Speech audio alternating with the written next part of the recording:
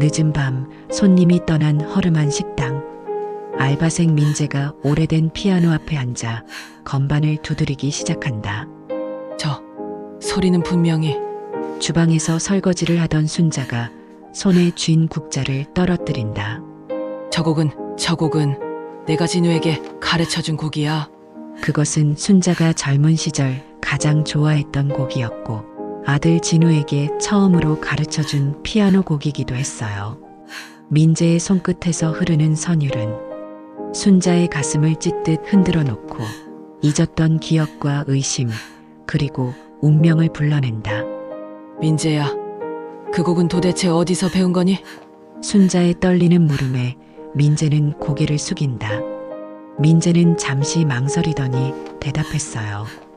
어릴 적에 누군가가 불러준 자장가와 비슷해서요. 식당 안공기는 얼어붙고 순자의 눈빛은 믿을 수 없는 진실을 향해 흔들리기 시작한다. 구독과 좋아요는 저에게 정말 큰 응원이 됩니다. 지금 딱 눌러주시면 오늘 하루 큰 행운이 함께할 거예요. 새벽 5시 알람 소리가 울리기도 전에 김순자는 눈을 떴습니다. 몸이 시계보다 정확했죠. 30년 넘게 이 시간에 일어나다 보니 이제는 자연스럽게 잠에서 깨어났어요. 어둠 속에서도 익숙한 손놀림으로 옷을 갈아입고 작은 거울 앞에서 성의 없이 머리를 빗어 넘겼습니다.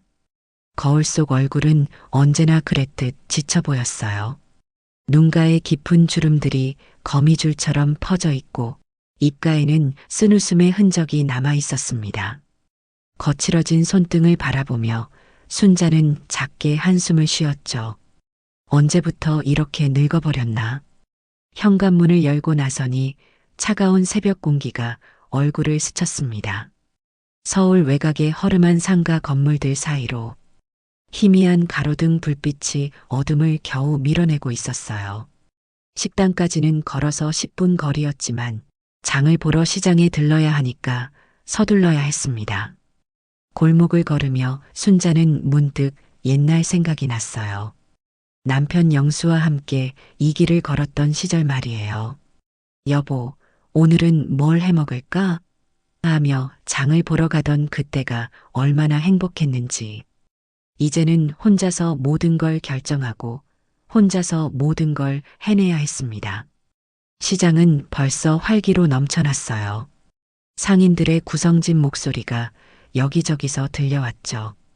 신선한 배추, 김장용 배추, 방금 들어온 고등어. 이런 소리들이 순자에게는 하루의 시작을 알리는 신호였습니다. 순자야, 오늘도 일찍 나왔네? 김치가게 바가주머니가 반갑게 손을 흔들며 인사를 건넸어요. 그러게요. 손님들이 기다리고 있을 텐데요. 순자는 익숙한 미소를 지으며 대답했습니다. 하지만 그 미소 뒤에는 말할 수 없는 피로가 숨어 있었죠. 채소 코너에서 순자는 하나하나 신중하게 골랐습니다. 무는 단단하고 윤기 나는 것으로, 배추는 속이 꽉 찬 것으로, 양파는 껍질이 바싹 마른 것으로 수십 년의 경험이 손끝에 배어 있었어요. 하지만 오늘따라 모든 게 유독 무거워 보였습니다. 아이고, 이놈의 무가 왜 이렇게 무겁나? 순자는 투덜거리며 비닐봉지를 번갈아 들었어요. 허리가 뻐근하고 어깨가 결렸지만 어쩔 수 없었죠.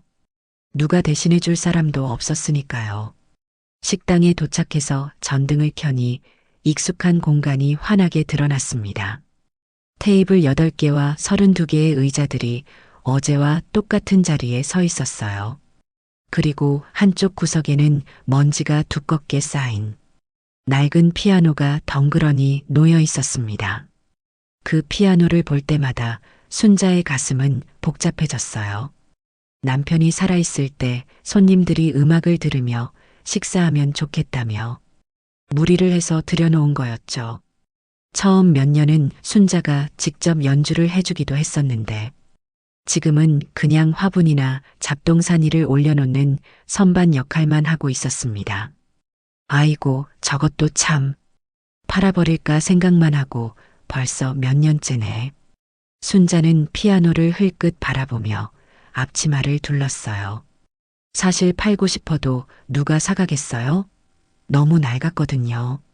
하지만 막상 치우려고 하면 왠지 모를 아쉬움이 밀려와서 계속 미루고 있었습니다. 주방에서 국을 끓이면서 순자는 옛날 일이 떠올랐어요. 젊은 시절 동네 아이들에게 피아노를 가르쳐 주던 때 말이에요. 순자 선생님, 이 곡 어떻게 쳐요? 하며 졸라대던 아이들의 맑은 눈망울이 생생했습니다. 그때는 음악이 순자의 삶에 기쁨을 가져다 주었어요. 특히 아들 진우는 음악에 정말 재능이 있었죠. 어릴 때부터 피아노 치는 걸 무척 좋아해서 순자가 가르쳐 준 곡들을 금세 외워버렸어요. 작은 손으로 건반을 두드리며 엄마, 이 곡 정말 예쁘다 하던 모습이 어제 일처럼 선명했습니다. 하지만 집안 형편이 어려워지면서 모든 게 바뀌었어요. 피아노 레슨은 사치가 되어버렸고 진우도 점점 음악에서 멀어져 갔습니다. 대신 공부에만 매달려야 했죠. 순자는 그때를 생각할 때마다 가슴이 아팠어요. 아들의 꿈을 지켜주지 못한 것 같아서. 진우야, 넌 지금 어디서 뭘 하고 있을까? 순자는 국자를 저으며 깊은 한숨을 쉬었습니다. 아들은 대학을 졸업한 후 더 나은 기회를 찾아 해외로 나갔어요. 처음 몇 년은 가끔 안부 전화가 왔는데 언젠가부터 연락이 끊어졌습니다. 아침 7시가 되자 첫 손님이 들어왔어요. 사장님, 김치찌개 하나요? 네, 금방 해드릴게요. 순자는 능숙하게 김치찌개를 끓이기 시작했습니다. 지글지글 소리와 함께 매콤한 냄새가 주방을 가득 채웠죠. 손님이 하나둘 늘어나면서 순자는 분주해졌어요. 주문을 받고 음식을 만들고 설거지를 하고 테이블을 닦고 쉴 틈이 없었습니다. 점심시간에는 근처 직장인들로 북적였고 저녁에는 술 한잔하러 오는 단골들로 시끌벅적했죠. 사장님, 여기 된장찌개 추가요. 잠깐만요. 순자는 이리저리 뛰어다니며 주문을 처리했어요. 땀이 이마에 맺혔지만 멈출 수 없었습니다. 이게 생계였으니까요. 저녁 9시가 넘어서야 마지막 손님이 나갔어요. 사장님, 오늘도 맛있게 잘 먹었습니다. 감사합니다. 조심히 가세요. 순자는 미소를 지으며 인사했지만 온몸이 천근만근 무거웠습니다. 이제 정리 시간이었어요. 테이블을 닦고 바닥을 쓸고 설거지를 하고 순자는 마지막 그릇들을 설거지통에서 닦고 있었습니다.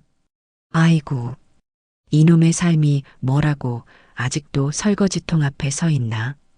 투덜거리면서도 손은 계속 움직였어요. 문득 그릇 표면에 비친 자신의 모습을 보았어요. 지친 얼굴, 축 처진 어깨, 물에 불어터진 손. 이게 내 모습이구나. 순자는 쓰게 웃었습니다. 한때는 꿈도 있었고 희망도 있었는데 언제부턴가 하루하루 버티는 것만으로도 벅차졌어요.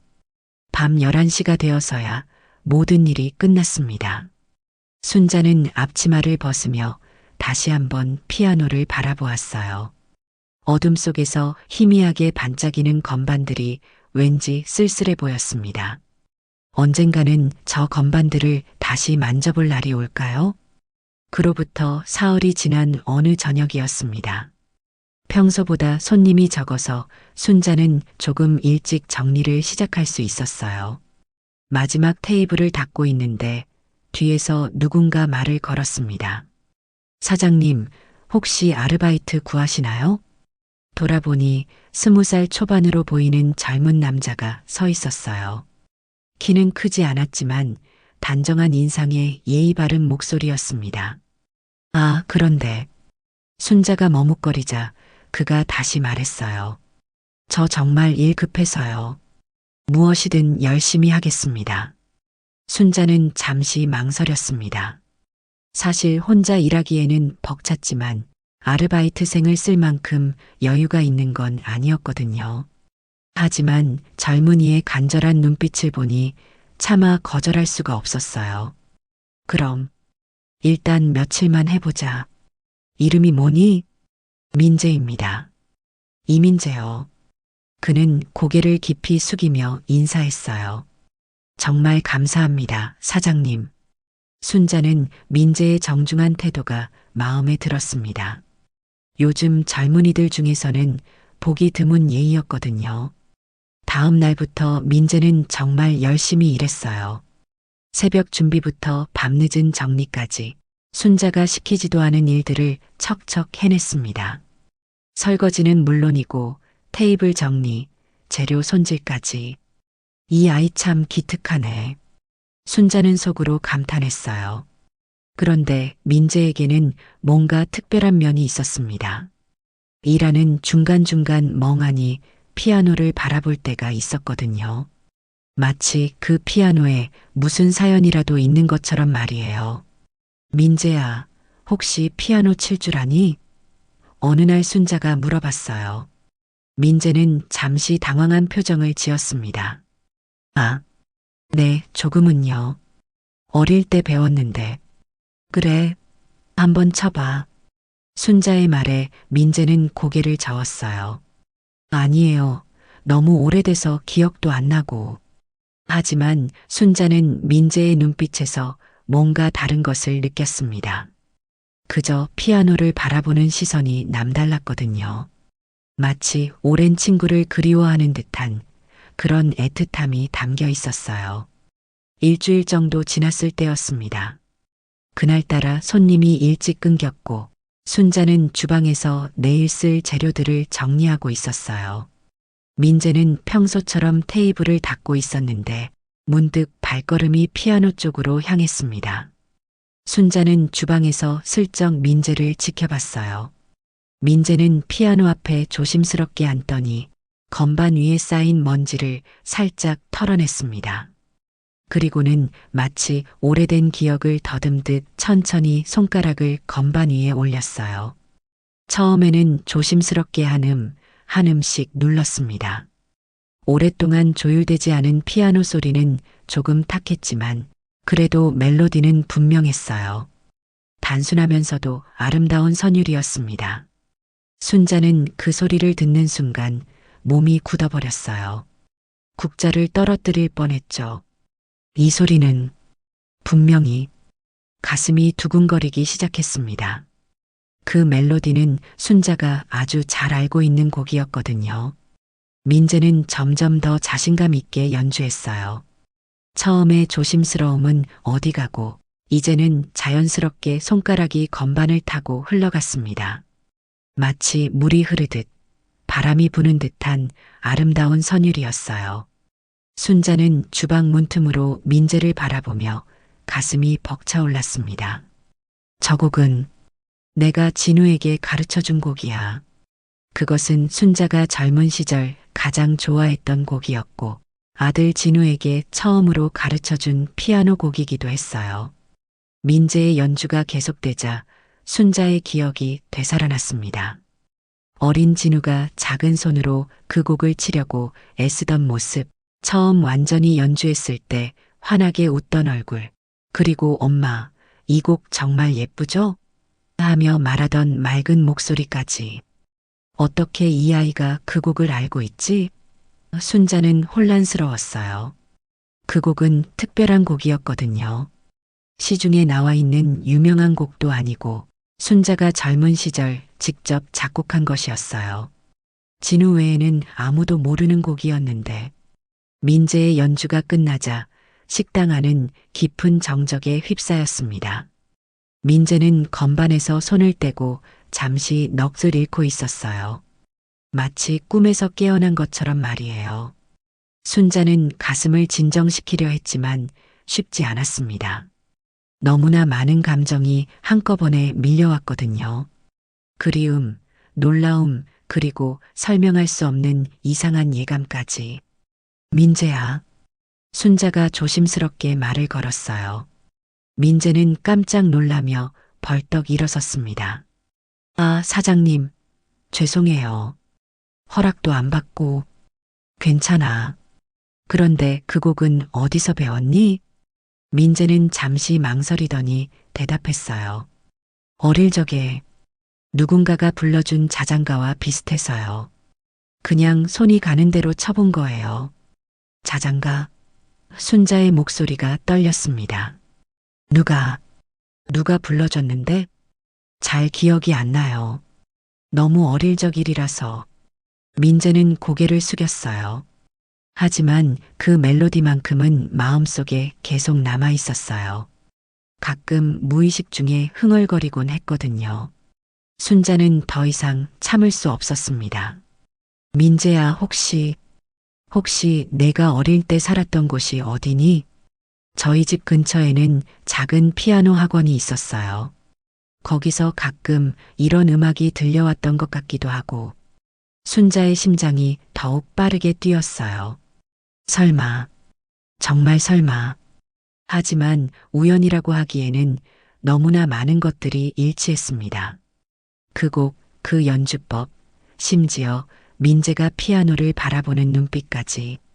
사장님, 괜찮으세요? 얼굴이 하얗게 됐는데 민재가 걱정스럽게 물었어요. 순자는 겨우 정신을 차리고 고개를 끄덕였습니다. 응, 괜찮아. 그냥 옛날 생각이 나서. 그날 밤 순자는 잠을 이룰 수 없었어요. 민재의 연주가 계속 머릿속에 맴돌았거든요. 정말 우연의 일치일까? 아니면 말도 안 되는 생각이었지만 순자는 이상한 확신이 들기 시작했습니다. 다음 날부터 순자는 민재를 더욱 유심히 관찰했어요. 그의 말투, 행동, 심지어 웃는 모습까지. 왠지 모르게 친숙한 느낌이 들었습니다. 마치 오래전부터 알고 지낸 사람 같은 그런 느낌 말이에요. 며칠이 지나면서 순자는 민재에 대한 호기심을 억누를 수 없었습니다. 그 아이가 연주한 곡이 계속 머릿속에 맴돌았거든요. 그것은 분명히 자신이 작곡한 곡이었는데 어떻게 민재가 알고 있는 걸까요? 순자는 기회를 보아 민재에게 더 많은 것을 물어보고 싶었어요. 그런 순자의 마음을 아는지 모르는지 민재는 여전히 성실하게 일했습니다. 하지만 가끔씩 피아노를 바라보는 그의 눈빛에는 뭔가 그리운 듯한 표정이 스쳐 지나갔어요.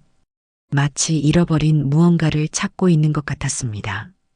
점심시간이 한창 바쁠 때였어요. 손님들로 가득 찬 식당에서 순자와 민재는 정신없이 일하고 있었습니다. 여기 김치찌개 하나, 된장찌개 2개 추가요. 주문이 쏟아져 들어왔지만 민재는 차분하게 모든 걸 처리했어요. 민재야, 참 잘하네. 순자가 작게 말했습니다. 이렇게 바쁜데도 실수 하나 안 하고. 민재는 수줍게 웃으며 대답했어요. 사장님이 잘 가르쳐 주셔서요. 그런데 그 순간 순자는 민재의 미소에서 낯익은 무언가를 발견했습니다. 이 웃음, 어디서 본 것 같은데. 순자는 가슴이 두근거렸어요. 민재의 웃는 모습이 어린 진우와 묘하게 닮아 있었거든요. 특히 눈가에 생기는 작은 주름과 입꼬리가 살짝 올라가는 모습이 정말 비슷했습니다. 손님들이 모두 나간 오후 3시경, 순자는 용기를 내어 민재에게 다가갔어요. 민재야, 잠깐 앉아볼래? 네, 사장님. 민재는 의자에 앉으며 의아한 표정을 지었습니다. 순자도 마주 앉으며 어떻게 말을 꺼내야 할지 고민했어요. 민재야, 혹시 내 가족 이야기를 들어봐도 될까? 순자의 조심스러운 질문에 민재의 얼굴이 순간 어두워졌습니다. 가족이요? 응, 부모님이나 형제 말이야. 민재는 잠시 망설이더니 천천히 입을 열었어요. 사실 어릴 때 부모님을 잃었어요. 민재의 목소리가 작아졌습니다. 교통사고였는데 그때 저는 겨우 7살이었거든요. 순자는 가슴이 아팠어요. 그 어린 나이에 부모를 잃다니. 그럼 누가 키워줬니? 이웃집 할머니가 저를 데려가셨어요. 정말 좋은 분이셨는데 몇 년 전에 돌아가셨습니다. 민재는 눈물을 참으며 말했어요. 할머니 집 근처에 작은 식당이 하나 있었는데 거기 아드님이 가끔 저를 돌봐주셨어요. 순자의 심장이 더욱 빨리 뛰기 시작했습니다.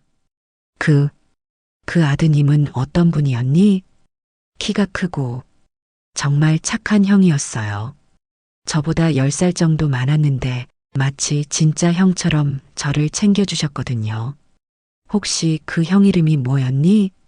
순자의 목소리가 떨렸어요. 민재는 잠시 생각하더니 대답했습니다. 진우 형이었어요. 이진우. 순자는 의자에서 일어날 뻔했습니다. 진우. 바로 자신의 아들 이름이었어요. 진우 형이 저에게 피아노를 가르쳐 주셨어요. 민재가 계속 말했습니다. 형이 말하길 어머니께서 피아노 선생님이셨대요.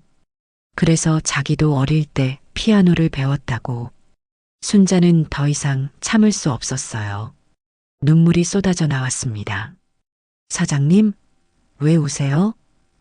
민재가 당황하며 일어났어요. 제가 뭔가 잘못 말했나요?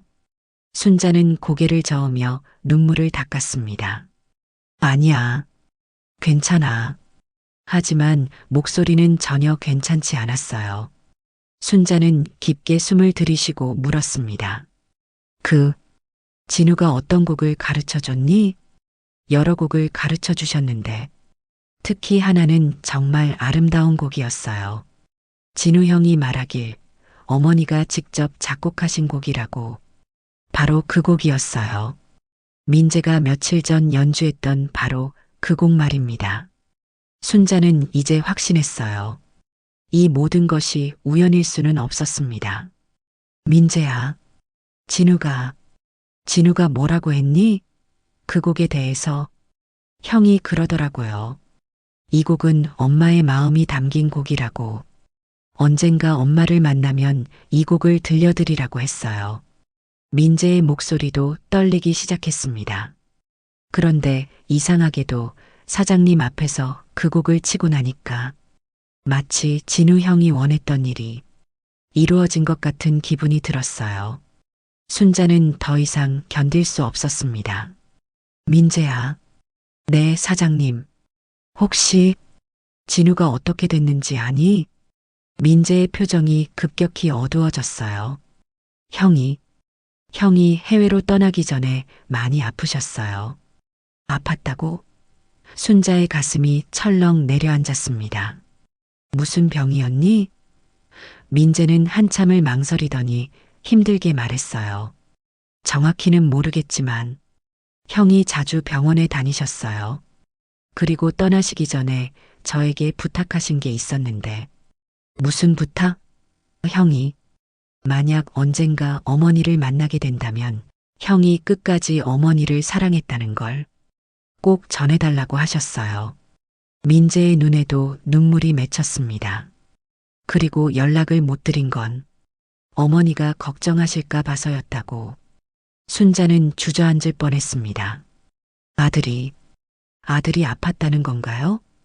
그리고 자신을 걱정해서 연락을 하지 않았다는 건가요? 진우가 지금은 어디에 있니? 순자의 목소리는 거의 속삭임에 가까웠어요. 민재는 고개를 숙이고 한참을 있다가 말했습니다. 형이 마지막으로 연락을 주신 게 작년 겨울이었어요. 그때 편지 한 장을 보내주셨는데 민재는 가방에서 낡은 편지 봉투를 꺼냈어요. 이 편지에 만약 내가 돌아오지 못하면 이 편지를 어머니께 전해달라고 하셨어요. 근데 어머니를 어떻게 찾아야 할지 몰라서. 민재가 편지를 순자에게 건넸을 때 순자는 그 글씨체를 보고 확신했어요. 진우의 글씨였습니다. 편지 봉투에는 사랑하는 어머니께라고 적혀 있었어요. 순자는 떨리는 손으로 편지를 받으며 물었습니다. 민재야, 혹시 내가 이 식당에 온 게, 네, 우연이 아니에요. 민재가 고백했습니다. 진우 형이 마지막에 알려주신 주소를 찾아다녔어요. 형의 어머니를 찾아서 이 편지를 전해드리려고. 그런데 이 근처에서 식당을 운영하신다는 분이 계시다는 얘기를 듣고 민재는 순자를 바라보며 말했어요. 혹시 사장님이 진우 형의 어머니신가요? 순자는 눈물로 범벅된 얼굴로 고개를 끄덕였습니다. 그래, 나야. 내가 진우 엄마야. 민재도 그제야 확신이 서는지 눈물을 흘리기 시작했어요. 정말 어머님이세요? 두 사람은 그렇게 서로를 바라보며 울었습니다. 오랜 시간 잃어버렸던 인연이 이렇게 기적처럼 다시 이어진 거였어요.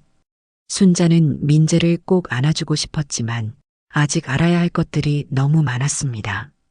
민재야, 진우가 내 아들이 지금 어디에 있는지 정말 모르니? 순자의 간절한 질문에 민재는 고개를 숙였어요. 형이 더 이상 연락을 하지 말라고 하셔서 그 말 속에는 말하고 싶지 않은 무거운 진실이 숨어 있는 것 같았습니다. 그날 밤 순자는 진우의 편지를 읽지 못했습니다. 손에 들고는 있었지만 차마 봉투를 뜯을 용기가 나지 않았어요. 만약 그 안에 자신이 감당하기 어려운 내용이 적혀 있다면 어떻게 해야 할까요? 순자는 편지를 품에 안고 밤새 뒤척였습니다. 다음 날 아침 민재는 평소보다 일찍 나왔어요. 어젯밤 일로 서로 어색할 수도 있었는데 오히려 민재는 더욱 다정한 모습을 보였습니다. 어머니, 안녕하세요. 민재가 순자를 어머니라고 부르자 순자의 마음이 따뜻해졌어요. 민재야, 정말 나를 어머니라고 생각하니? 네, 진우 형이 항상 말씀하셨거든요. 언젠가 어머님을 만나면 진짜 어머니처럼 모시라고. 민재의 말에 순자는 코끝이 시큰해졌습니다. 하지만 이런 따뜻한 분위기는 오래가지 못했어요. 점심시간 즈음 식당에 낯선 손님들이 들어왔는데 이들의 시선이 계속 민재에게 머물러 있었거든요. 저기 사장님, 중년 남성이 순자를 불렀어요.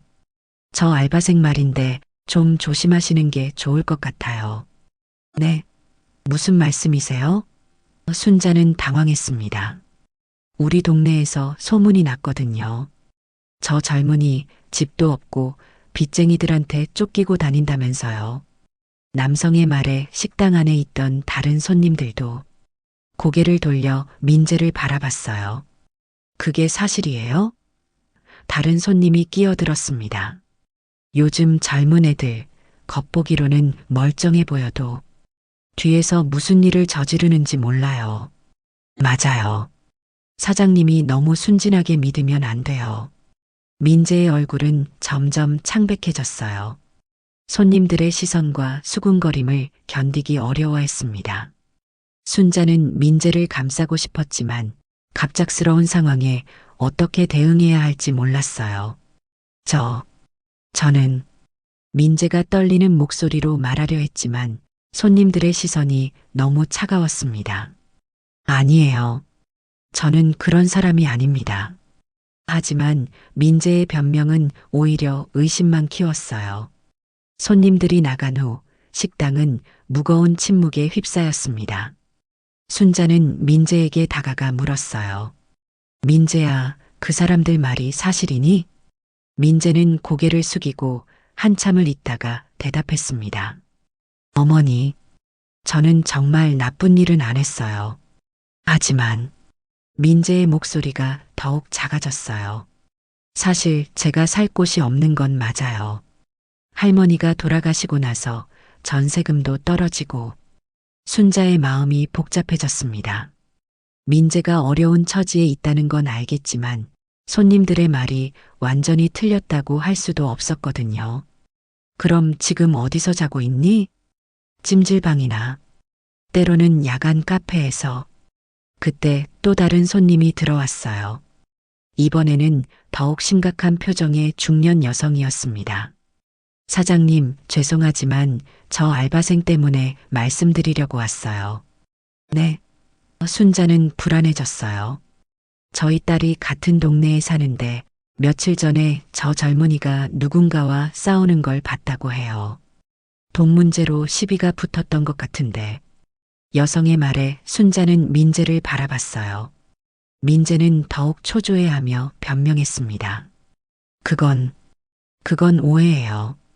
제가 싸운 게 아니라. 그럼 뭐였는데? 순자의 질문에 민재는 대답하지 못했어요. 뭔가 숨기고 있는 것 같았습니다. 오후 내내 비슷한 일이 반복됐어요. 손님들이 들어올 때마다 민재에 대한 좋지 않은 소문들을 전해왔고 순자는 점점 더 혼란스러워졌습니다. 처음에는 민재를 믿고 싶었지만 너무 많은 사람들이 같은 이야기를 하니까 의심이 들기 시작했어요. 민재야. 저녁 준비를 하면서 순자가 말했습니다. 사람들이 하는 얘기가 정말 사실이 아니니?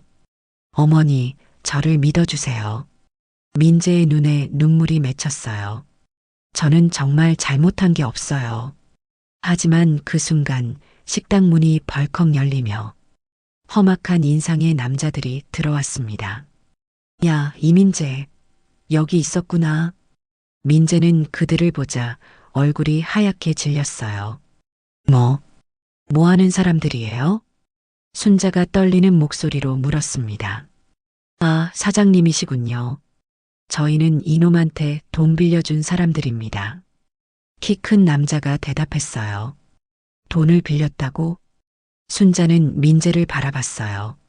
민재는 고개를 숙인 채 아무 말도 하지 않았습니다. 이놈이 뭐라고 했는지 모르겠지만 우리한테 100만 원을 빌려가고는 잠적해버렸거든요. 순자는 충격을 받았어요. 100만 원이라니. 그것도 빌려가고 잠적했다는 게 사실이라면. 민재야, 이게 사실이니? 순자의 목소리에는 실망이 담겨 있었어요. 어머니, 저는 민재가 변명하려 했지만 남자들이 가로막았습니다. 변명은 집어치우고 돈부터 갚아. 저는 지금 돈이. 그럼 이 식당에서 일해서 번 돈이라도 내놔. 순자는 어떻게 해야 할지 몰랐어요. 민재를 도와주고 싶은 마음도 있었지만 상황이 너무 복잡했거든요. 만약 민재가 정말 돈을 빌리고 갚지 않았다면 자신도 연루될 수 있었어요. 사장님, 이놈 때문에 피해보시면 안 되니까 그냥 내보내세요. 남자 중 하나가 순자에게 말했어요. 이런 놈들은 믿으면 안 됩니다. 민재는 절망적인 표정으로 순자를 바라봤어요. 어머니, 제발 믿어주세요. 저는 정말. 하지만 순자는 대답하지 못했습니다. 너무 갑작스러운 상황이었고 어떤 게 진실인지 알 수 없었거든요. 결국 남자들은 민재를 데려가려 했고 민재는 마지막으로 순자에게 말했어요. 어머니, 진우 형이 저에게 맡긴 일이 있어요. 꼭 해드려야 할 일이. 하지만 그 말을 끝내지 못하고 끌려나갔습니다. 식당에 혼자 남은 순자는 주저앉았어요. 어제까지만 해도 기적처럼 만난 인연이라고 생각했는데 이게 다 무엇이었을까요? 민재에 대한 믿음과 의심 사이에서 순자는 깊은 혼란에 빠졌습니다. 민재가 끌려간 후 사흘이 지났지만 순자는 마음을 정리할 수 없었습니다. 혼자서 식당 일을 하려니 너무 힘들었지만 그것보다 더 힘든 건 민재에 대한 복잡한 감정이었어요. 정말 믿어도 되는 아이였을까요? 아니면 자신이 너무 순진했던 걸까요? 그날 오후 순자가 설거지를 하고 있는데 식당 문이 열렸습니다. 돌아보니 어제 민재를 데려간 남자들 중 한 명이 서 있었어요. 순자는 긴장하며 물었습니다. 무슨 일이세요? 사장님, 죄송합니다. 어제 일로 말씀드리려고 왔어요. 남자는 의외로 정중한 태도였습니다. 그 민재라는 애, 사실 저희가 오해한 게 있었어요. 오해요? 순자의 목소리가 떨렸어요. 무슨 오해 말이에요? 그 애가 돈을 빌린 건 맞는데 용도가 달랐어요. 저희는 처음에 그냥 자기 쓸 돈인 줄 알았거든요. 남자는 계속 설명했습니다. 알고 보니까 그 돈은 할머니 병원비였어요. 그 애가 키워주신 할머니가 갑자기 쓰러지셔서 응급실에 실려갔는데 수술비가 급하게 필요했던 거예요. 순자는 충격을 받았어요. 그럼 민재가 할머니를 위해서 네, 맞아요. 그런데 할머니가 수술 도중에 돌아가시는 바람에 그 애가 완전히 무너져 버린 거죠. 그래서 연락이 안 됐던 거구나.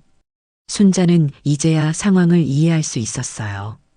그런데 왜 처음에는 그런 식으로 말씀하셨어요? 저희도 자세한 사정을 몰랐거든요. 어제 그 애를 만나서 얘기를 들어보니까 참 안 됐더라고요. 남자는 고개를 숙였어요. 사장님한테 피해 끼쳐서 정말 죄송합니다. 지금 민재는 어디에 있나요? 순자가 급하게 물었어요. 찜질방에 있을 거예요. 그런데 상태가 좀.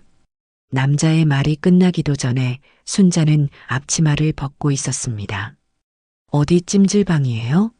당장 가봐야겠어요. 사장님, 하지만 어서 말씀해 주세요.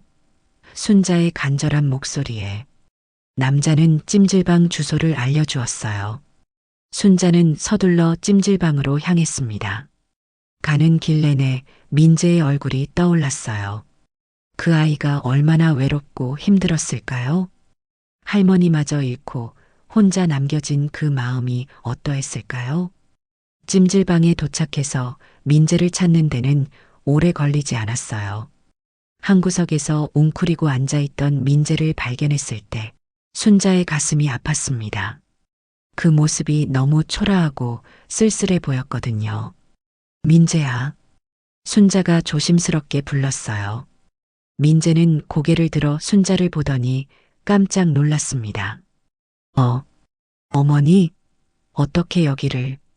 너를 찾으러 왔지. 민재의 눈에 눈물이 맺혔어요. 어머니, 저는 정말 잘못한 게 없어요. 그 돈은 알고 있어. 다 들었어. 순자가 민재 옆에 앉으며 말했어요. 할머니 병원비였다며.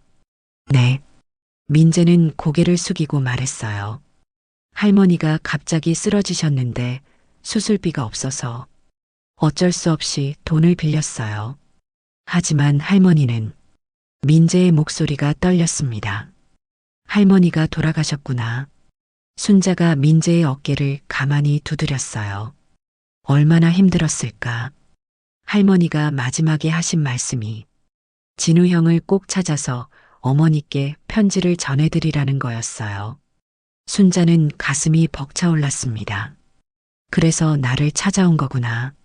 네, 처음에는 그냥 편지만 전해드리고 떠날 생각이었어요.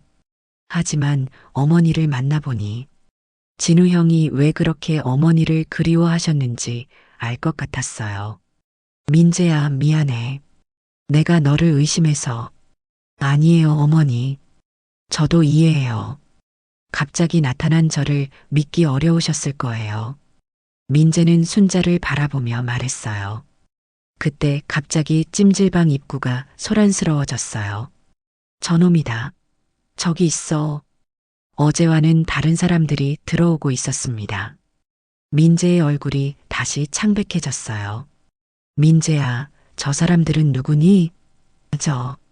저는 잘 모르겠어요.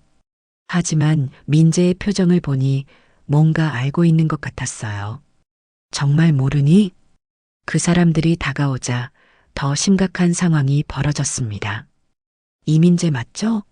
저희 동생 돈 훔쳐서 도망간 놈. 뭐라고요? 순자가 놀라며 일어났어요. 사장님은 누구세요? 그들 중 한 명이 순자에게 물었어요. 저는 이 아이를 아는 사람입니다. 그럼 잘 됐네요. 이놈이 우리 동생한테서 50만 원을 훔쳐갔어요. 민재는 필사적으로 변명했습니다. 저는 훔친 게 아니에요. 빌린 거라고요. 빌렸다고? 그럼 왜 연락도 안 되고 잠적해버렸어? 그건 제 사정이. 민재는 제대로 설명하지 못했어요. 순자는 상황을 파악하려 했지만 너무 복잡했어요. 어제 문제는 해결됐다고 생각했는데 또 다른 문제가 생긴 거였습니다. 민재야, 이게 정말 사실이니? 어머니, 저는 민재가 말하려던 순간 찜질방 직원이 다가왔어요. 여기서 시끄럽게 하시면 안 됩니다. 나가서 하세요. 상황은 더욱 복잡해졌어요. 결국 모든 사람들이 찜질방 밖으로 나왔습니다. 추운 겨울 저녁 거리에서 순자는 민재와 그 사람들 사이에 서 있었어요. 일단 차근차근 얘기해 봅시다. 얘기할 게 뭐 있어요? 이놈이 돈 훔쳐간 거 확실한데. 그 사람들의 목소리가 점점 높아졌어요. 경찰서에 신고할 거예요. 순자는 당황했습니다. 잠깐만요. 경찰서에 가기 전에 순자가 말하려는 순간 민재가 갑자기 무릎을 꿇었어요. 죄송합니다. 제가 잘못했습니다. 순자는 충격을 받았어요. 민재야, 어머니, 저는 정말 훔친 게 아니에요. 하지만 제가 설명을 제대로 못했어요. 민재의 눈에서 눈물이 흘렀어요. 진우 형한테 부끄럽지 않게 살려고 했는데 순자의 마음은 찢어질 것 같았습니다. 민재를 믿고 싶었지만 계속해서 이런 일들이 벌어지니 혼란스러웠어요. 정말 어떻게 해야 할까요? 그날 밤 순자는 잠들 수 없었습니다. 민재가 결국 경찰서로 끌려가는 모습이 계속 떠올랐어요. 마지막에 민재가 자신을 바라보던 그 절망적인 눈빛을 잊을 수 없었습니다. 어머니, 진우 형의 편지만은 꼭 읽어보세요. 그것이 민재의 마지막 말이었어요. 순자는 침대맡에 놓인 진우의 편지를 바라봤습니다. 사흘 동안 읽지 못했던 그 편지를 이제는 열어봐야 할 때가 온 것 같았어요. 떨리는 손으로 봉투를 뜯자 진우의 친숙한 글씨가 나타났습니다. 사랑하는 엄마에게. 이 편지를 읽고 계신다면 아마도 저는 이미. 순자는 편지를 읽다가 멈췄어요. 가슴이 너무 아팠거든요. 하지만 끝까지 읽어야 했습니다. 그것이 아들에 대한 마지막 의무인 것 같았어요. 편지에는 진우가 왜 연락을 끊었는지, 그리고 자신의 마지막 시간들이 어땠는지가 자세히 적혀 있었어요. 진우는 2년 전부터 시한부 판정을 받았다고 했습니다. 엄마가 걱정할까봐 차마 말하지 못했다고요. 엄마, 저는 마지막까지 엄마의 자랑스러운 아들이고 싶었어요. 아픈 모습으로 엄마를 슬프게 하고 싶지 않았어요. 순자는 편지를 읽으며 눈물을 흘렸습니다. 아들이 혼자서 얼마나 고통스러웠을까요? 편지 끝부분에는 민재에 대한 이야기가 나왔어요. 엄마, 민재라는 아이를 기억하세요. 그 아이는 저에게 정말 소중한 존재였어요. 할머니를 잃고 혼자가 된 그 아이를 보면서 엄마를 혼자 두고 떠나야 하는 제 마음이 얼마나 아팠는지 모릅니다. 민재에게 엄마를 찾아가라고 했어요. 그 아이가 엄마의 외로움을 조금이라도 달래줄 수 있다면, 그리고 엄마도 그 아이의 가족이 되어주실 수 있다면, 그것이 제가 바라는 마지막 소원입니다. 순자는 편지를 다 읽고 나서 한참을 울었어요. 아들은 마지막 순간까지 자신을 걱정하고 있었던 거였습니다. 그리고 민재를 자신에게 보낸 것도 우연이 아니라 진우의 마지막 배려였던 거예요. 내가 얼마나 바보였을까. 순자는 자책했습니다. 진우가 그토록 소중히 여겼던 민재를 의심하고 심지어는 버려두고 온 거잖아요. 민재야, 미안해. 다음 날 새벽 순자는 경찰서로 달려갔습니다. 민재를 만나서 사과하고 모든 오해를 풀어야 했어요. 하지만 경찰서에서 들은 소식은 충격적이었습니다. 민재 씨요? 어젯밤에 풀려나갔는데요.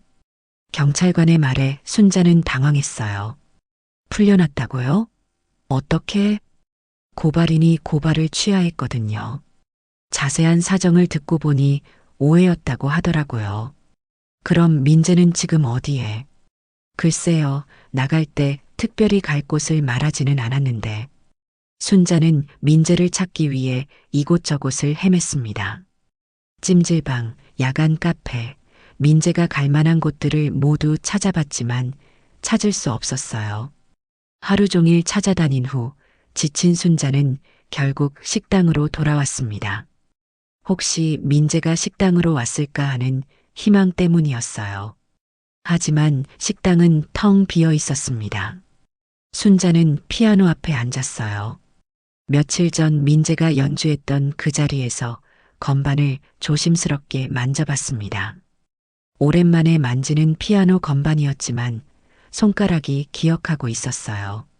천천히 그 멜로디를 연주하기 시작했습니다. 자신이 작곡했던, 진우에게 가르쳐 주었던, 그리고 민재가 연주했던 바로 그 곡을요. 음악이 식당 안을 가득 채우자 순자의 마음도 조금씩 차분해졌어요. 연주를 하면서 순자는 많은 것들을 생각했습니다. 진우와의 추억, 민재와의 만남, 그리고 자신이 저질렀던 실수들. 내가 너무 성급했구나. 민재의 마음을 제대로 헤아리지 못했어. 그때 뒤에서 누군가의 기척이 느껴졌어요. 돌아보니 민재가 식당 입구에 서 있었습니다. 초라한 모습이었지만 순자에게는 반가운 얼굴이었어요. 민재야. 순자는 벌떡 일어났습니다. 어머니. 민재의 목소리는 지쳐 있었어요. 죄송해요. 이렇게 늦게 와서. 무슨 소리야? 내가 미안하지. 너를 믿지 못해서. 순자는 민재에게 다가가며 말했어요. 어머니, 저는 정말 잘못한 게 없어요. 그 돈은 알고 있어. 순자가 민재의 말을 가로막았어요. 진우 편지를 읽었어.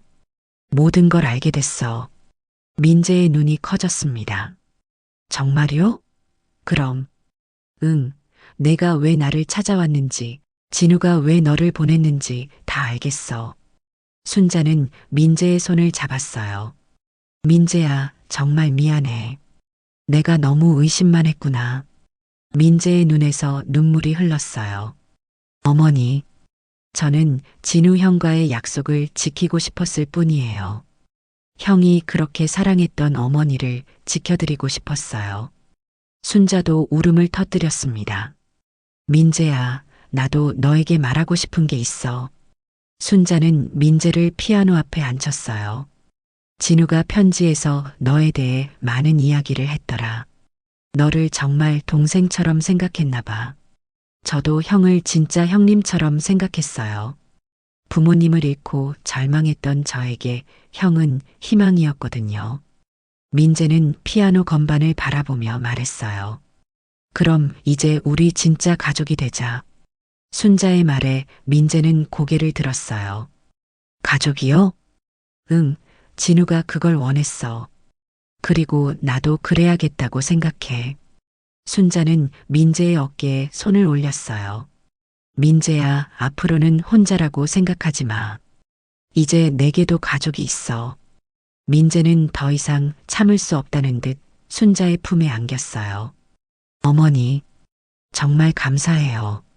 진우 형이 하늘에서 보고 계실 거예요. 그래, 진우도 기뻐할 거야. 순자는 민재를 토닥이며 말했어요. 이제 우리 함께 살아가자. 두 사람은 그렇게 한참을 안고 울었습니다.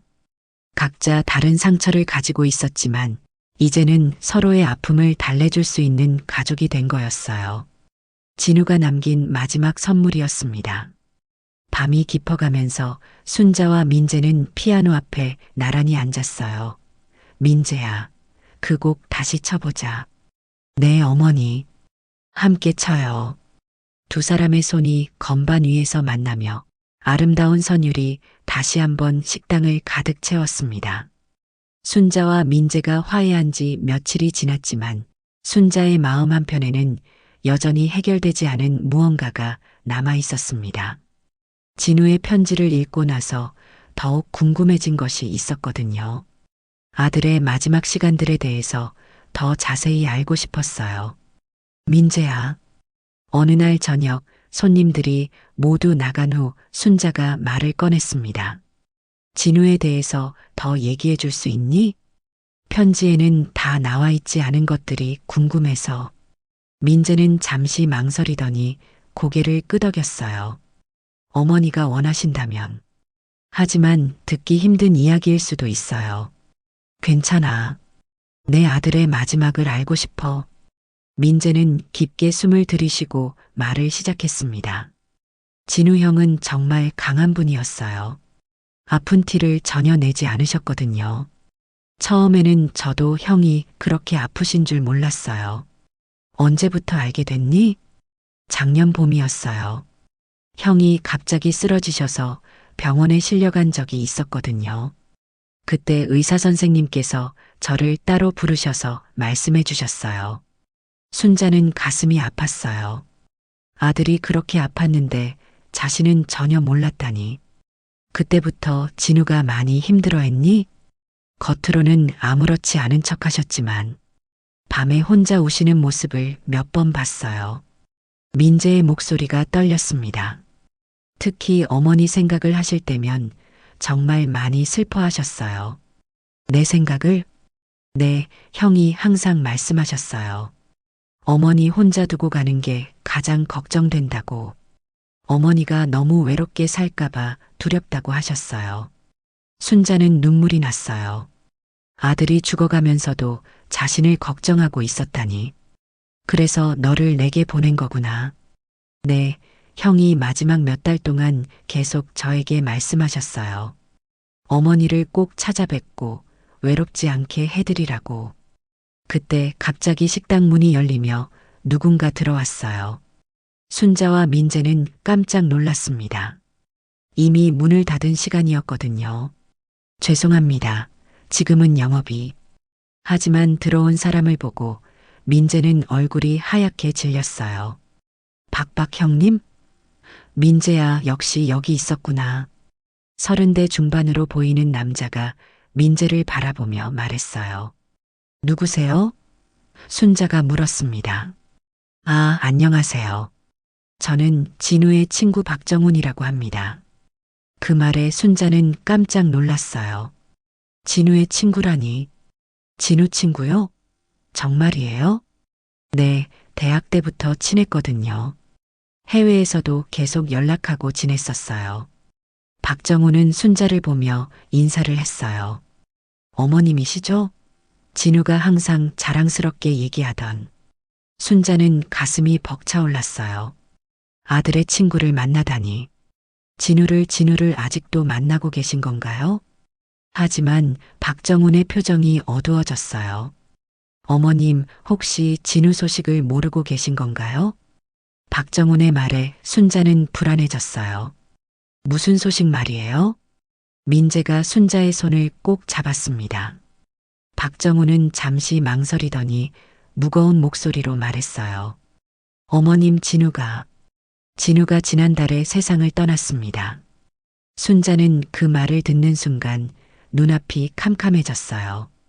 뭐라고요? 순자의 목소리는 떨렸어요. 지난달에? 네, 제가 임종까지 지켜봤어요. 마지막까지 어머님 얘기만 하다가. 박정훈도 눈물을 글썽였습니다. 순자는 주저앉을 뻔했어요. 민재가 얼른 순자를 부축했습니다. 어머니, 내 아들이 죽었다는 거예요? 순자의 목소리는 절규에 가까웠어요. 어머님, 진정하세요. 박정훈이 다가와서 말했어요. 진우는 정말 평안하게 떠났어요. 고통 없이. 그리고 마지막까지 어머님을 사랑한다고 말했어요. 왜 연락을 안 해줬어요? 마지막이라도 볼 수 있었는데. 순자는 오열했습니다. 진우가 그러지 말라고 했어요. 어머님이 슬퍼하실 모습을 보고 싶지 않다고. 민재도 울고 있었어요. 형님이 진짜로. 민재야, 너도 힘들었구나. 박정훈이 민재의 어깨를 두드렸어요. 진우가 너에게 부탁한 일 잘 해주고 있더라. 형님이 제게 마지막에 하신 말씀이. 민재가 눈물을 흘리며 말했어요. 어머니를 꼭 지켜드리라고. 그게 형님의 마지막 부탁이었어요. 순자는 더 이상 견딜 수 없었어요. 아들이 정말로 세상을 떠났다는 현실이 받아들여지지 않았거든요. 내가 마지막에 한 번이라도 봤어야 하는데. 어머님, 진우는 어머님이 행복하게 사시길 원했어요. 박정훈이 가방에서 뭔가를 꺼냈어요. 이걸 어머님께 전해드리라고 했어요. 그것은 작은 상자였어요. 이게 뭐예요? 순자가 떨리는 손으로 상자를 받았어요. 진우가 어머님을 위해 마지막까지 준비했던 거예요. 열어보세요. 상자를 열자 안에는 작은 목걸이가 들어 있었어요. 하트 모양의 펜던트에는 순자와 진우가 함께 찍은 어린 시절 사진이 들어 있었어요. 이건 진우가 직접 만든 거예요. 병원에서 마지막 몇 주 동안 틈틈이 작업했어요. 박정훈이 설명했어요. 어머님이 외로우실 때마다 이걸 보시라고 했어요. 펜던트 뒷면에는 작은 글씨로 메시지가 새겨져 있었어요. 엄마 항상 사랑해요. 마이너스 진우. 순자는 그 글씨를 보며 더욱 크게 울었습니다. 그리고 이것도 있어요. 박정훈이 USB를 하나 더 꺼냈어요. 진우가 어머님을 위해 녹음한 메시지예요. 준비되시면 들어보세요. 순자는 온몸이 떨렸어요. 아들의 마지막 목소리를 들을 수 있다니. 지금 들을 수 있을까요? 물론이에요. 제 핸드폰으로 들려드릴게요. 박정훈이 핸드폰에 USB를 연결하자 진우의 목소리가 흘러나왔어요. 엄마, 이 메시지를 듣고 계신다면 저는 이미 엄마 곁을 떠났을 거예요. 순자는 그 목소리를 듣는 순간 가슴이 터질 것 같았어요. 그리운 아들의 목소리였거든요. 엄마, 저는 정말 행복했어요. 엄마의 아들로 태어난 게 제 인생 최고의 행운이었어요. 미안해요, 엄마. 마지막에 연락드리지 못해서. 하지만 엄마가 슬퍼하시는 모습을 볼 수가 없었어요. 진우의 목소리는 여전히 따뜻했어요. 엄마, 민재를 잘 부탁드려요. 그 아이는 제게 정말 소중한 존재예요. 그 아이가 엄마의 외로움을 달래줄 수 있을 거예요. 순자는 민재의 손을 꼭 잡았어요. 그리고 엄마, 제발 행복하게 사세요. 그게 저에게는 가장 큰 위로가 될 거예요. 저는 하늘에서 엄마를 지켜볼게요. 메시지는 거기서 끝났어요. 순자는 한참을 울었습니다. 슬픔과 그리움, 그리고 아들에 대한 사랑이 한꺼번에 밀려왔어요. 하지만 동시에 마음 한편으로는 평안함도 느껴졌어요. 아들이 자신을 얼마나 사랑했는지 확실히 알 수 있었거든요. 어머니, 민재가 조심스럽게 말했어요. 진우 형이 원하시는 건 어머니가 행복하게 사시는 거예요. 저도 그걸 도와드리고 싶어요. 순자는 민재를 바라봤어요. 아들이 마지막까지 자신을 걱정해서 보내준 선물이었어요. 민재야, 고마워, 정말 고마워. 순자는 민재를 꼭 안았습니다. 진우의 부고 소식을 들은 지 한 달이 지났습니다. 순자는 아들을 떠나보내는 아픔 속에서도 점점 마음의 평화를 찾아가고 있었어요. 민재가 곁에서 묵묵히 지켜주고 있었기 때문입니다. 두 사람은 이제 진짜 가족처럼 지내고 있었죠.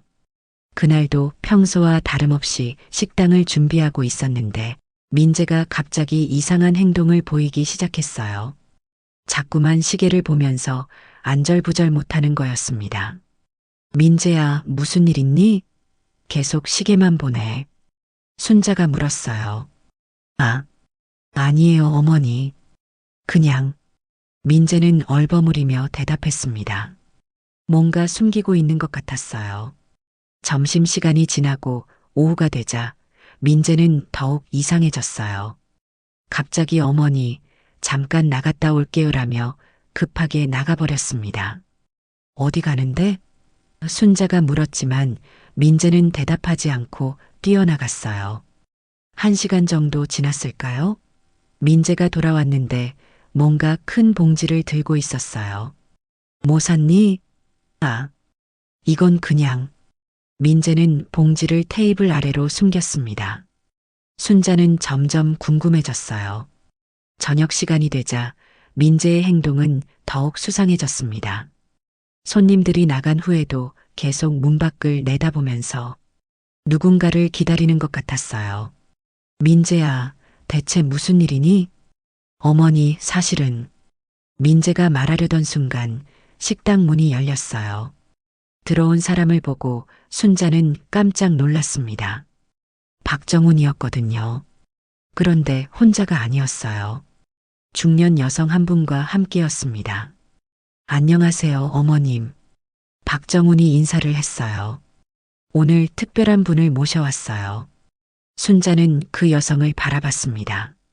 어디서 본 듯한 낯익은 얼굴이었어요. 혹시 김순자님이세요? 그 여성이 떨리는 목소리로 물었어요. 네, 맞습니다. 그런데 누구시죠? 순자도 뭔가 이상한 기분이 들었어요. 저는 이진우의 담임 선생님이었던 최영희입니다. 그 말에 순자는 눈이 커졌어요. 진우 담임 선생님이요? 중학교 때? 네, 맞아요. 최영희 선생님은 계속 말했어요. 진우가 해외에 있을 때 저와 연락을 주고받았어요. 그리고 마지막에 부탁한 일이 있었는데 순자는 가슴이 두근거렸어요. 무슨 부탁이요? 진우가 어머님께 전해드릴 것이 있다고 했어요. 하지만 직접은 못하겠으니 누군가를 통해서라도 꼭 전달해달라고. 최영희 선생님이 가방에서 뭔가를 꺼냈어요. 그것은 두꺼운 봉투였어요. 이건 진우가 어머님을 위해 마지막까지 준비한 거예요. 순자는 떨리는 손으로 봉투를 받았습니다. 이게 뭐예요? 열어보세요. 민재가 옆에서 말했어요. 이제야 순자는 깨달았어요. 민재가 오늘 이상하게 행동한 것도, 박정훈이 최영희 선생님과 함께 온 것도 모두 계획된 일이었던 거예요. 봉투를 열자 안에는 여러 장의 사진들이 들어 있었어요. 순자와 진우가 함께 찍은 사진들이었는데 순자도 잊고 있었던 옛날 사진들이 대부분이었어요. 이 사진들을 어떻게 진우가 몰래 모아둔 거예요. 어머님과의 추억을 하나도 잊지 않으려고. 최영희 선생님이 설명했어요.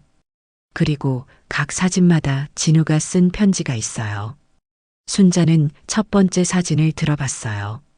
진우가 5살 때 순자와 함께 피아노 앞에서 찍은 사진이었죠. 뒷면에는 진우의 글씨로 이렇게 적혀 있었어요.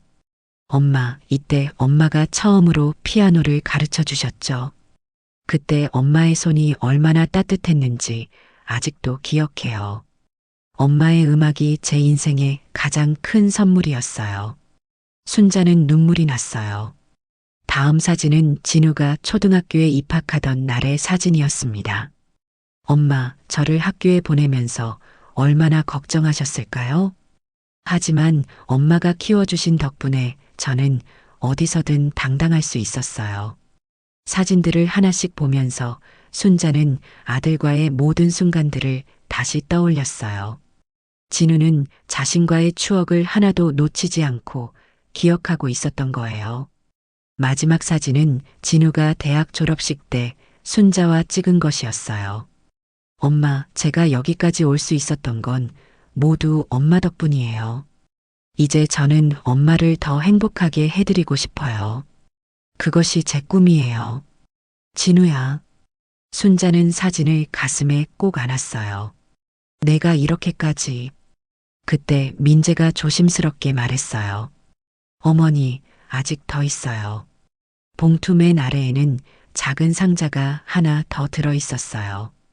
열어보니 진우가 어릴 때 연주하던 곡들의 악보가 정리되어 있었습니다. 그리고 맨 위에는 순자가 작곡했던 그 특별한 곡의 악보가 있었어요. 악보 위에는 진우의 마지막 메시지가 적혀 있었습니다. 엄마, 이 곡을 들을 때마다 엄마의 사랑을 느껴요. 이제 이 곡을 민재에게 전수해 주세요. 그래서 엄마의 음악이 계속 이어져 나가길 바라요. 순자는 민재를 바라봤어요. 민재야, 네 어머니. 저도 그 곡을 배우고 싶어요. 진우 형의 마지막 소원을 이루어드리고 싶어요. 민재의 눈에도 눈물이 맺혀 있었어요. 그럼 우리 함께 쳐보자. 순자는 일어나서 피아노로 향했어요. 민재도 따라왔고 박정훈과 최영희 선생님도 지켜봤습니다. 순자와 민재는 피아노 앞에 나란히 앉았어요. 순자가 먼저 그 특별한 곡을 연주하기 시작했습니다. 오랜만에 치는 피아노였지만 손가락이 기억하고 있었어요. 민재도 옆에서 함께 연주했습니다. 두 사람의 연주가 하나가 되어 아름다운 선율을 만들어냈어요. 그 소리를 들으며 순자는 마음이 따뜻해졌습니다. 연주가 끝나자 식당 안은 깊은 감동에 휩싸였어요. 박정훈과 최영희 선생님은 박수를 보냈고 순자와 민재는 서로를 바라보며 미소를 지었습니다. 어머니, 민재가 말했어요. 앞으로도 이 곡을 계속 연주해요. 진우 형이 우리를 지켜보고 계실 거예요. 그래, 우리 그렇게 하자. 그날 밤 모든 분들이 돌아간 후 순자와 민재는 다시 피아노 앞에 앉았어요. 민재야, 정말 고마워. 내가 없었다면 나는 어떻게 됐을까? 어머니야말로 저에게 새로운 삶을 주셨어요. 이제 우리 정말 가족이네. 순자가 민재의 손을 잡으며 말했어요. 응, 진우가 우리를 이어준 거야. 민재도 순자의 손을 꼭 잡았어요. 두 사람은 그렇게 앉아 있으면서 앞으로의 일들을 이야기했어요. 식당을 더 잘 꾸며보자는 것, 피아노 연주를 정기적으로 해보자는 것, 그리고 서로를 더욱 소중히 여기자는 약속들. 창밖으로는 밤이 깊어가고 있었지만 식당 안은 따뜻한 사랑으로 가득 찼어요.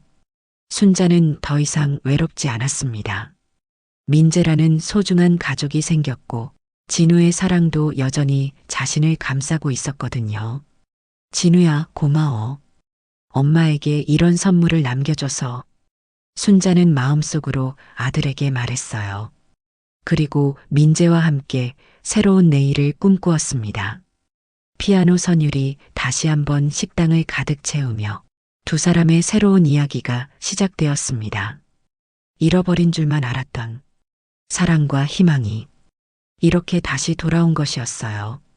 오늘 사연 어떠셨나요? 오늘 사연 들어주셔서 감사합니다. 구독과 좋아요 부탁드리며 다음에 더 좋은 사연으로 찾아뵙겠습니다. 지금까지 사연난장이었습니다.